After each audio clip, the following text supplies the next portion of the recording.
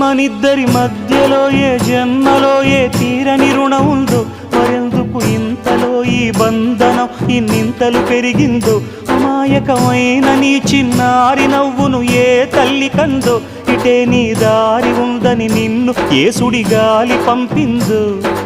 పాపం పుణ్యం దేవుడికెరుక, పేదకు దొరికిన బంగారు కణిక, పాలు వెన్నాలేవని అనక ప్రేమను తాగి పెరగవెసిలక.